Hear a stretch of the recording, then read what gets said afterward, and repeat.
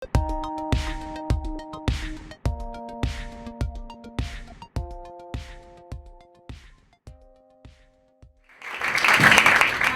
I want to start with you. The show has a great mix of lighthearted moments. You guys are such pranksters in the hospital, but there's also really heavy stuff with PTSD, lots of death. How do you strike that balance? Well, first of all, I mean, we go back to when we sold the show. No one would ever buy the show from us, ever. Like, we would go into meetings and they'd listen to us. They go, oh, that's great, listen. So do you have a freaks and geeks-ish kind of, it always went back to that sort of thing. And we knew that we had to sell something with real drama, but we wanted those funny moments. And the way that came about was more ER. We have the real TC, who wasn't in the military, is an ER doctor in Atlanta.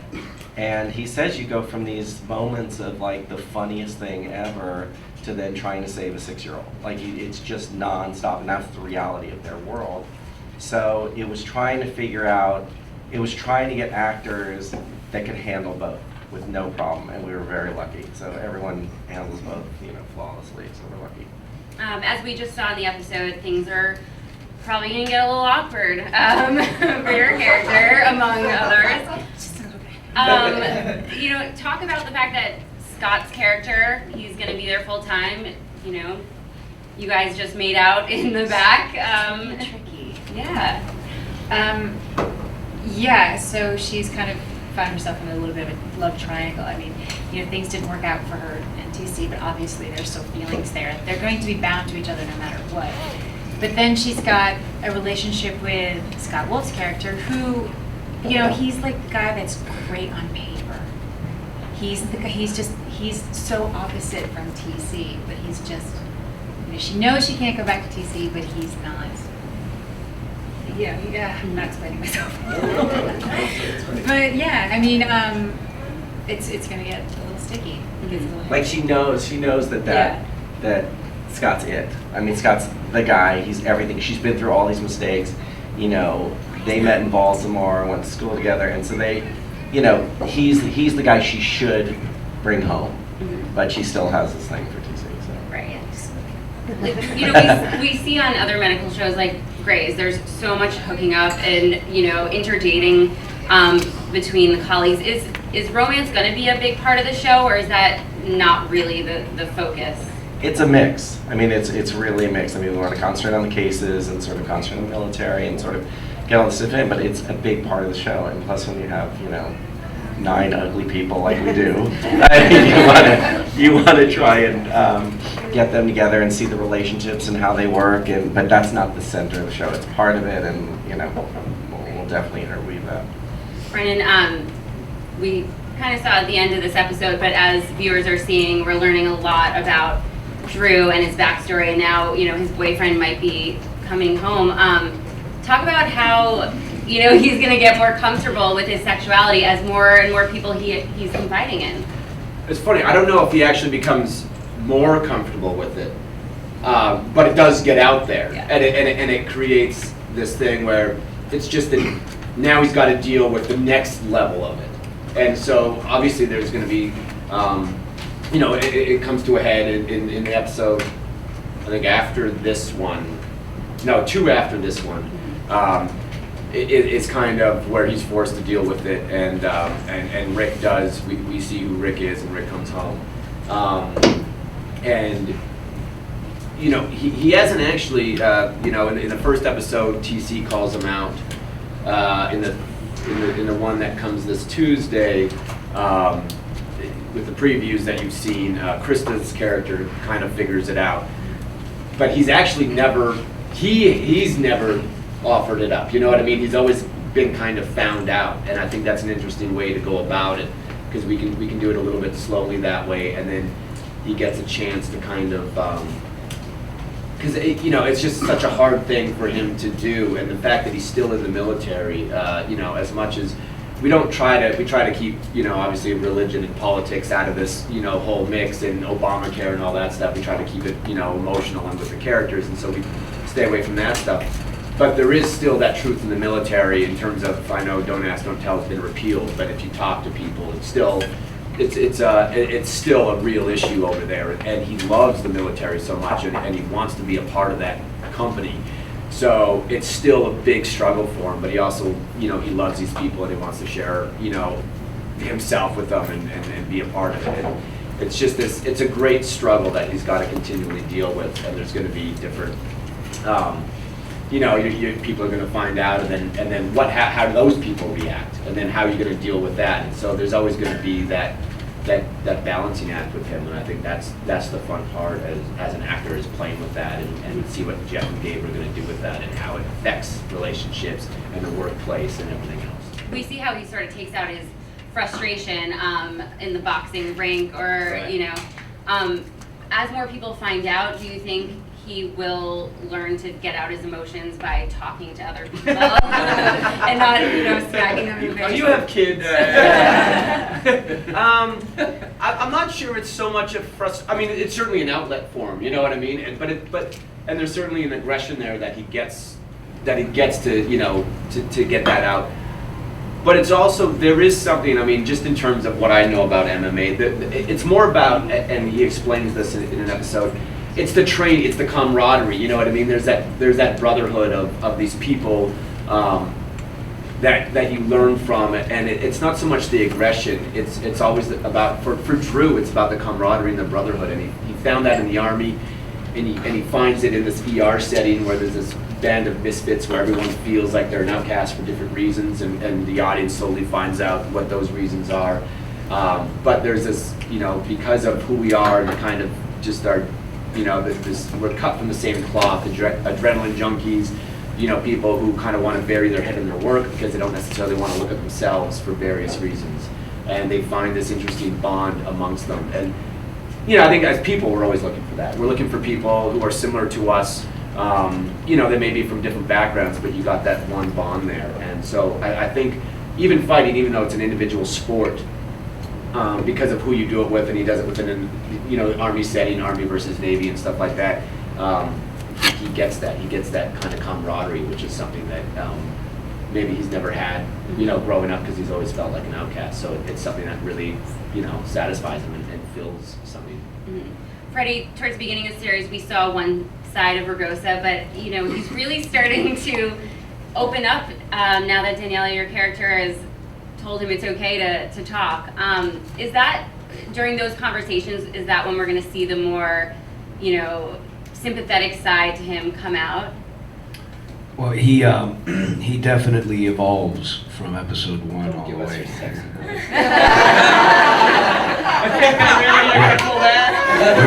We're in Austin, and so it's been a couple of days of drinking. It's not a sexy voice, believe me. And I'm sure I've done some of the drinking with some of you who are right here now. No, he evolves. He evolves. He's a really interesting and complex character to me, which is why I wanted to play him.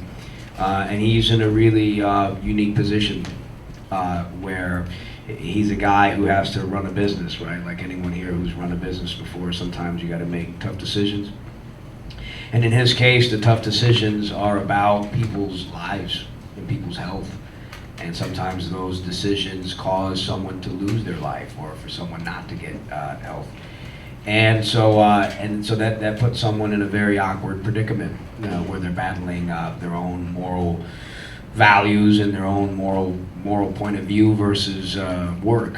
And then that coupled with what he's dealing with at home, with him losing his eyesight.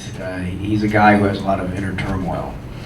And we see him slowly unraveling from that, and thank God someone like Daniella's character's in the show as well, because now he has someone that he could open up to, and so we see him become a little more three-dimensional. Mm-hmm. Daniella, we've seen your character be very nurturing, but I think it was in this episode that we saw a little bit of her past, come back with her father, and a totally other side to her. Are we going to learn more about that backstory and sort of how she came to be in her position at the hospital?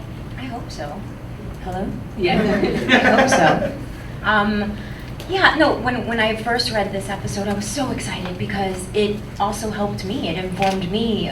I mean, Gabe and I had spoken, about Landry's past, but working with AJ, A. Martinez, he was amazing. And it was just like, everyone comes from, not everyone, but a lot of people have dysfunctional families. And it was just really great to be able to show that side of her, where she came from, and the struggle, because you love your family more than anything, but at the same time, sometimes they can hurt you, and you have to form some kind of distance in order to protect yourself.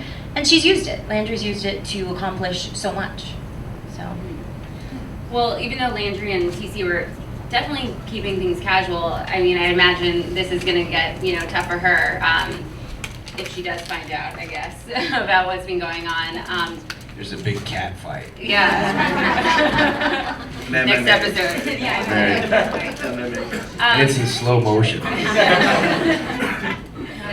Are we going to see the two of them be able to have a friendship? I mean, there already was awkwardness to begin with. Well, yeah, I mean, I think that the first thing that people want to do is just, you could pit two females against each other to try to, create some sort of drama. And the last thing that we wanted to do was to go to this sort of bitch fest, I guess. I mean, these are two accomplished women who are, good at what they do, and they're intelligent. And I think that they respect each other. And if it weren't for the TC thing in the middle, they probably would have been fast friends. And I know that I believe that they recognize that in each other. They have a respect. So we were careful the way we do this. So you will see that there's a little bit between the two of them. But it slowly evolves, and it's cool. But there's also a real thing, and look, we sort of run sets where we don't care who has the better idea, we're just thankful to get it. It's like if PA comes up as a better line, we'll take it. It's like awesome. But it's something we spoke about. There were lines that Chef and I wrote, and then between the two of them, then Jill or Danielle would come and go, girls would never say that. And they're right. It's like we just don't know. Like we'd say it like we think they would say it. And then they would correct us, which was awesome. So it's really helpful. So we try to make it as real as possible. Flashbacks have been a part of the show. Is that going to continue and be a way to look into the backstories of a lot of the other characters as well? We're going to try and give everyone a bit more backstory. The thing about a pilot, as you guys know, is you're A, trying to get picked up, and B, you're trying to put as many stories in it as possible. And you're trying to get things and get little flavors, just sort of enough where you go, okay, I know, I get, there's something else going on there, and we sort of want everyone to feel that in the first couple episodes. And now from Tuesdays, this Tuesday coming up, on, we feel like now we can tell stories, and now you know them, and then you'll sort of get tastes of everyone's character. Yeah, the exposition's kind of done. Yeah, it's out of the way. We have 9 main characters, you know what I mean, which is a lot to deal with, and obviously have some, bigger stories than others.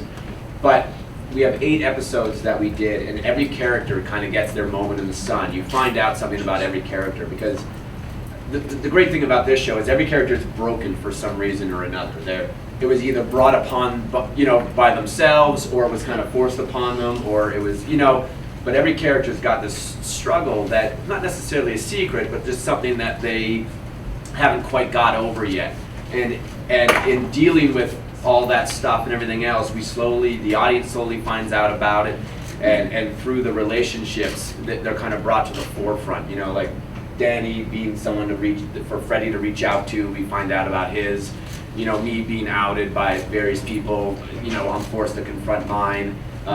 Jill and Owen, in terms of just simply working together, they get some feelings out, and they're gonna, they'll be able to kind of, just the audience will get to see all those things based on these relationships and the situations. And I think that's the great thing is we've introduced all these characters now in those first, and now we can kind of tell the stories that we want to tell and give the audience a little taste of really who they are and why they are the way they are, and go into family backgrounds. And Robert's got a few coming up in terms of that you learn about his family. Jeanan's got a case later on where about a young girl that kind of brings up some issues, and so it's really fun for us to learn about our own characters, because Danny was saying, she they're very open with us, and they talk about us. What do you think? This is what we're thinking. This is what we want to do. And there's that back and forth. But all the answers aren't there yet. And so when they come up with these stories, you're like, oh, that's okay. This is my character, and it just informs you a little bit more. And it's fun for us to find out about these characters and stuff like that, and to see how they evolve. You all, I think, went to San Antonio yesterday, Yeah. which is where the show takes place. Talk about that experience. Having the military be such a huge part of the show. Have you had any feedback and sort of gotten to interact with people? They've been really excited. I mean, they were really excited that they asked why it took place there. We said because it's not LA and New York, and we sort of wanted a different feel. We wanted a place with military presence, and that's how we picked it, and it was very important. And I went there and went to the Center for the Intrepid when I was scouting locations and get looks, and it was an amazing experience. I mean, just the facilities they have, they're incredible. So, and we wanted a hospital that sort of was responsible for a lot of counties. That's something that's very different. In Boston, when the marathon bombing, I think there were 4 Trauma 1 centers within a mile. And in somewhere like San Antonio, we wanted a place where you'd have a hospital responsible for maybe 20 counties and just sort of see what that would be like, and they'd get every case, Jill, your character has to struggle with that line between friend, boss, doing what's sort of right for the hospital, but also right for the patient. Is that going to be a big struggle for her as well as the season progresses?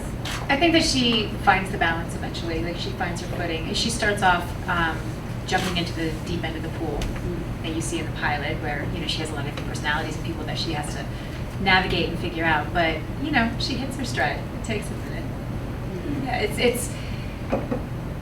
Yeah, I think it's always interesting when you have to deal with like the professionalism and the friendship, and having to know when to stand up and be the boss, and then when to pull back and try to be the friend, try to be understanding. Dave, you kind of touched on this a bit, but when you're setting out to do a medical drama, it's a landscape that there is a lot of shows in it. How do you distinguish yourself? Did you think of the night shift as something that, okay, no one's done that aspect, or the military, no one's done that?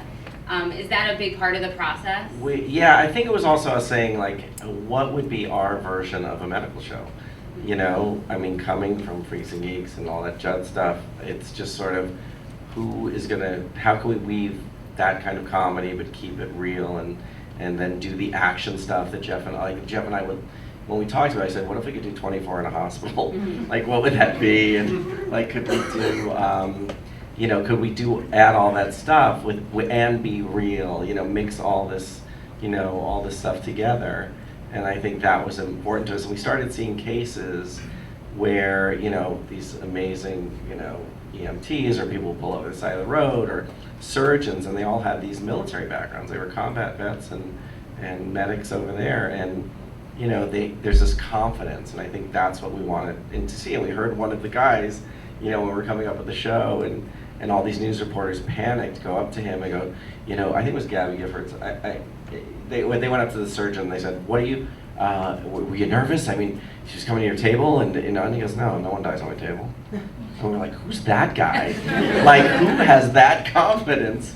And we said that, that, and also we were talking about what if Dave Grohl was a doctor? Like, we just sort of like, if you mix those things, and we thought that would be like an interesting guy, and that's why we opened up the pilot. We wanted him to have a Harley. We wanted him to wake up in jail. Like, those are the things we knew right away. But, all the medical stuff, it's crazy. I mean, we have med techs and we have doctors and on, because when we're writing, we write, Jordan says, blah, blah, blah, medical. And then we go on, and luckily there's doctors there. We hand them the script, and we go, what would she say? So, it's a lot of that. As you said, the series really opened up with TC being, a badass. Does he get his shit together, or is that a big part of the season? I think it's a big part of the season, and I think you have to, watch where that goes. I mean, he's a really complex guy. He was over there, we're seeing a tiny bit, with the flashbacks and stuff like that, and I think that, that we just sort of explore it and we go further and further and further. And Jeff and I always wanted to do a show that took place in Afghanistan, and I mean a medical drama. That was sort of the first how this all came about, and it was just too close. I mean, it was going. Everyone said we'll order the pilot, but it's not. It's too close. It's just we're just. So then we figured out how do we bring that feel here, and that's how the show came up. Great. We're gonna take some audience questions. Right there, bye. You mentioned that hoping to go for another season. How important is it nowadays, with competition and networks canceling so quickly, social media for you guys? Because I know you guys have been a great thing. It is huge. I'm serious. It is huge. I get reports every Wednesday. So I get it from Sony. I get it from NBC. And they're giving you, you get the data, like online's been really responsive and, all this stuff, and that stuff really, really helps. I mean, yes, we needed that number. The numbers have been great. And, it's sort of, that's what's really important. And so that's why we've never had that access, like any other shows we've done, it's like pictures have come out in a magazine or in a book or something, but it's now I can take photos that I have from the set and just put them out there. And I'm trying to do that every few days and just sort of get stuff. And NBC has all my stuff as well. So they're sort of putting stuff out as well. So we really want people to connect, understand how the show's made, and also see that they're real people. It used to be this thing, like no one can see behind the scenes. And we love that, everyone can have access. The pilot episode was over 9 million viewers. It was the highest, it was the best performing premiere of any comedy or drama in 14 years at NBC. Awesome. And social media was a big part of that.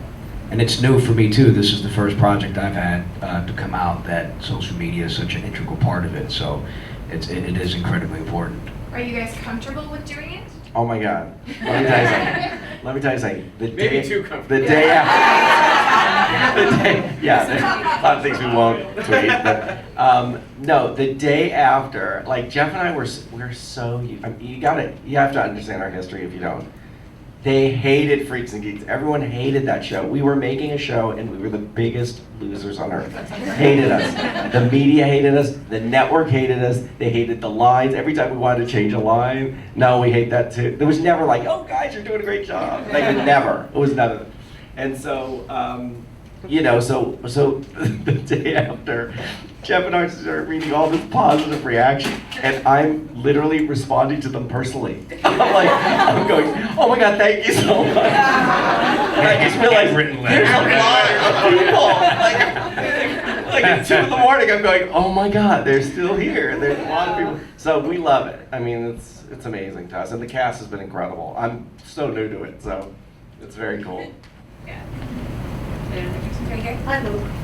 When you each got your characters, did you do some extra research into them? So I was thinking about your story with the blindness. Mm-hmm. Did you sort of go away and look it all up and to sort of know where you'd come from? Or perhaps your character where you're massively in debt to get where you wanted to go from your background?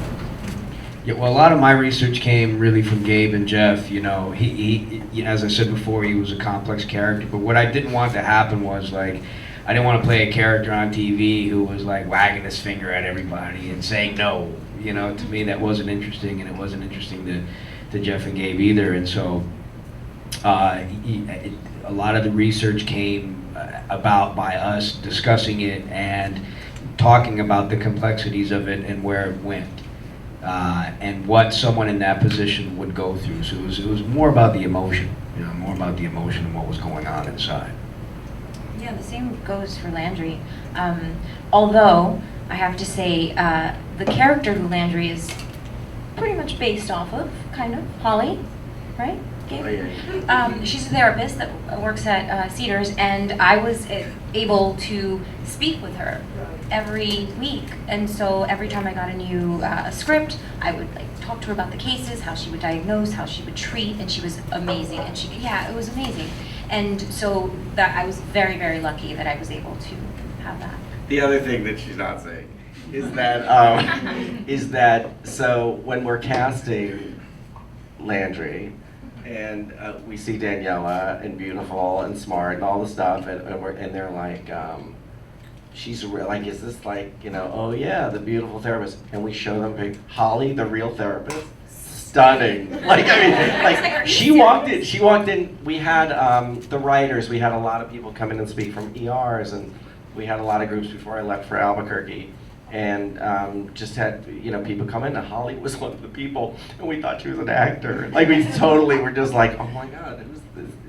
They go, she's the psychiatrist at the hospital. And we're like, oh yeah. So it was great. It was great to see, you know. Do you have a picture?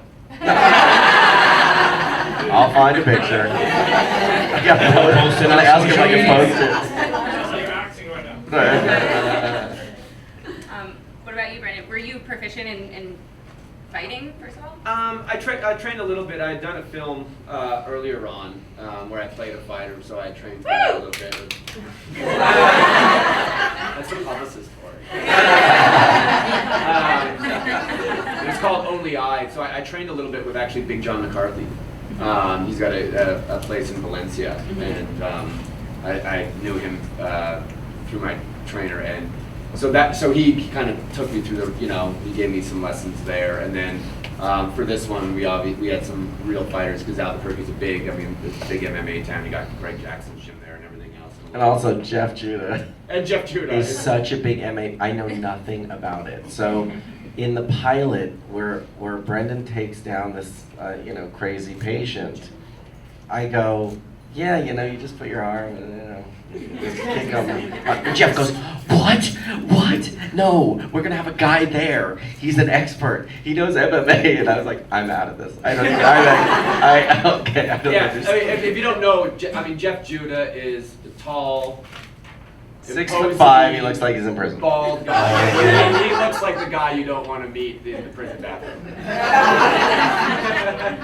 and he's he's recently got his purple belt. Like, he's serious yeah, about it. He's a serious fighter, and he trains. And so I you know, it's called rolling around. I rolled with him and his trainer for a while before as well, at their gym and stuff like that. And obviously it's all choreographed, so you know,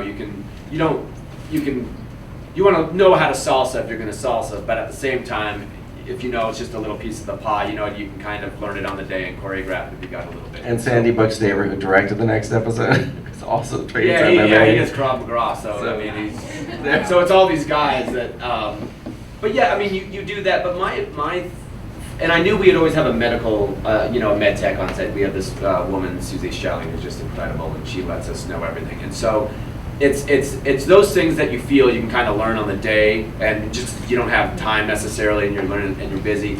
But it was the military aspect that I really I focused on that and read a lot of books about Army medics, and you just kind of find out what their thinking is and kind of what their experience is, and you want to know just kind of how they react to situations, and they all seem to be, they're all just very similar. The stories are all very different, but you just see, like I said before, that there's these men and women that they're just cut from the same cloth. They got a certain thing about them that, you know, whether it's God-given or whatever else, it's just the way they react to situations and how they can handle it, and that was something the military I really wanted to, you know, if doctors don't like our show, you know, fair enough. Cops don't like cop shows and lawyers don't like lawyer shows.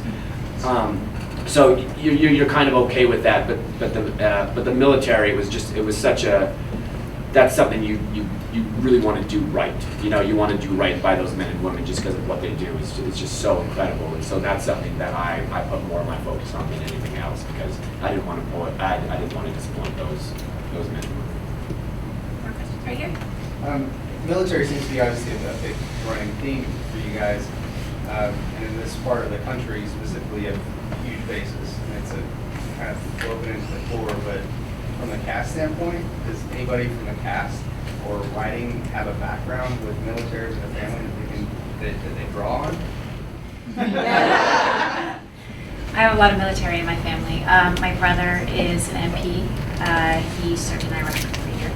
And I have 2 cousins, both Marines, that served in Afghanistan. So I was able to talk with them about their experiences and what it was like for them to not only be there, but to come home.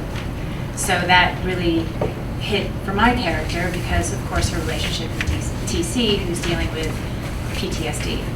And as Brendan was saying as well, it's incredibly important for us to do the military aspect of the show correctly because it is obviously And we're talking it's to them woven all into the America. time. It's important. Yeah. All the time. Yeah, and I mean, we know, there's some people, there's just some things that you're going to make some mistakes, or because you don't know. I wasn't there, so I'm asking all the questions, all the ones that I think that are right.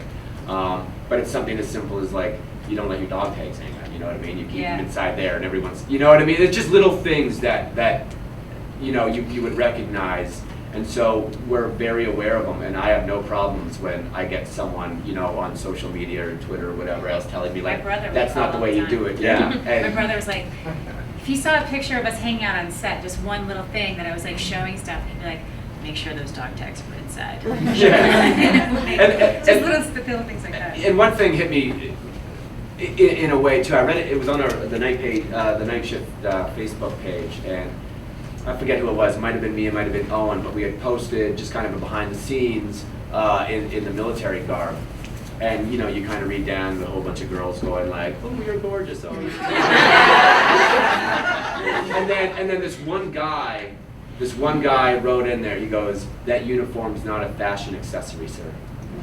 And and I looked up his page, and he was from the military, and he was very respectful about it. And he didn't say anything bad, but I just went, he's right. And the picture, it wasn't disrespectful in any way. And you're trying to promote a show, and all that stuff, and we want to bring awareness to the military. But when I read that, I just went, yeah. I was like, that. You know what I mean? It kind of brings it home, and I was like, all right, we got fair enough. And it just focuses you just a little bit more.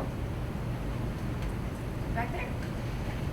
I always hear stories about actors with hospital dramas that have trouble with certain terms or terminology. Is there any terminology that you guys have been stuck on? Are you cheating with hiding dialogue Say the and word. sheets? What was it? There's so many of them. Jill's a Walking master. around doing these things like a crazy person, and they'd be like, "What in the world?" Well, I was a little psycho because what we would do, we would come in and then we would do a rehearsal, and then we'd have Susie, our med tech, who would teach us how to do all of how to hold the utensil that we're using properly, and then what we actually needed to be doing in the scene. So we would rehearse that, and we'd tack that moment down. And then when we were finished with rehearsal, they would set up the lighting for the room, and then I would go somewhere and just mime all of my hand movements they'd while have I to was rate doing it. my lines. And do not get in her space not or interrupt her when she is learning her medical. I was a little psychopathic about it, but then because I like saying the funny words, they started challenging me. And in the last episode, I had to say a comminuted Galeazzi fracture, but say it quickly and sound like I know what I'm talking about. But it's fun. But they do a rehearsal. They'll do a regular rehearsal with the director, and I'll listen, make any changes there, and then they have to do a whole medical rehearsal. I mean, the funniest part of the whole thing is when they come to me, "Is this how you say that?" I go, "No idea." No idea. Like, ask Susie. Like, I don't even know it's the right thing. Susie was a saint, though. Yeah. She was absolutely a saint. I remember a scene in the pilot where I have to intubate this patient. It's me and Owen. We're supposed to be talking. So Susie's like, "All right, you got to put this in here, and then you got to put the tube down, but you got to hide it down your sleeve because you can't put it in the throat. Obviously, you're gonna choke her to death." And so you're like a magician at the same time, right? Hide everything up your sleeve. You're doing all this. So I'm like, okay. I was like, okay. So I got to do this first, and I grab this, and so you're great. Okay, I got it all, lighting set up and everything else, and they're like, action. And no one's like, are you gonna fucking say your line? And I was like, oh yeah, I got lines to say. I was like, I gotta do it at the same time. I was just so focused on doing that, and it was just like complete silence. And he was like, you gotta talk to me. And I was like, oh. I was like, oh man, this is a whole different, it was very fun. You get so singularly focused on one thing, and you're like, I gotta pat my belly and rub my head. Right in the front. How long do you have to do these scenes? In other words, what is the schedule for production in each We episode? have 8 days, to do a show, it's packed. And, you know, it depends on the scene. You know, what happened with the show, with this one, is that opening shot is one shot. So Eric LaSalle directed it for me, he's an incredible director. He came, I remember the moment he came up to me, he goes, okay, just listen to me. I'm going, oh no. I don't even, he goes, just listen to me. I'm gonna do a 7-page wonder. I laughed so hard. I go, that's hysterical. Never. That's never gonna happen. It's 18 actors. Like he goes, yeah, don't worry about it. And I just thought it was the craziest idea ever.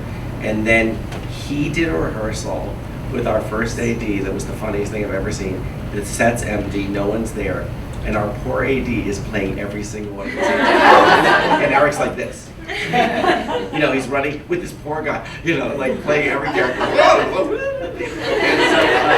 And so he's doing the whole thing, and I go, I get it with one guy. And then what he did, and what they're going to put online, which I'm very excited about, is they're going to put on the rehearsal where he sat the entire cast in a room, and you have to do the entire script, and you have to jump on everyone else's line.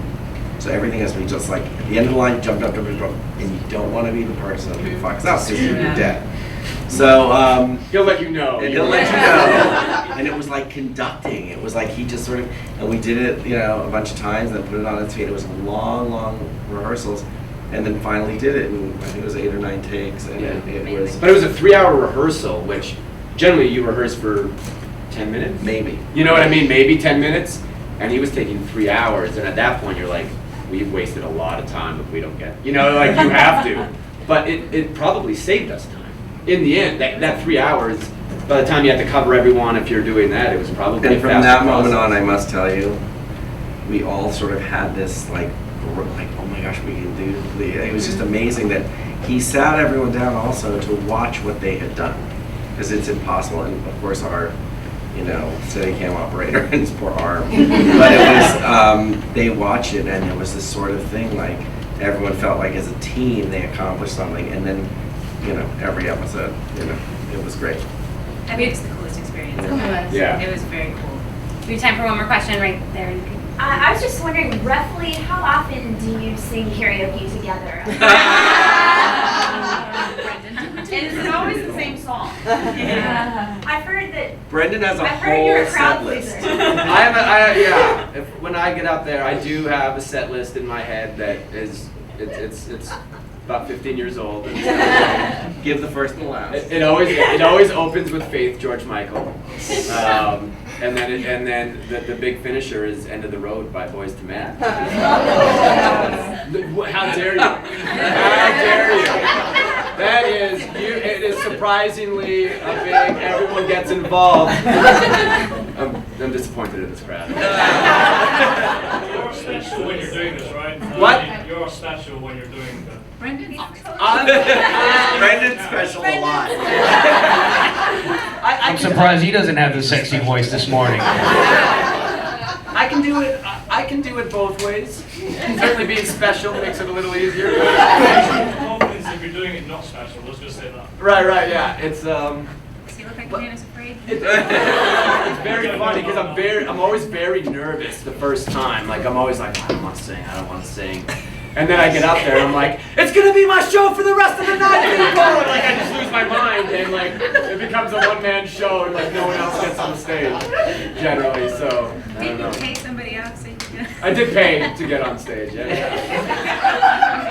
And I'm Leave in horrible. 20 minutes. It's awful. Yeah, it's bad singing, but I can't help myself.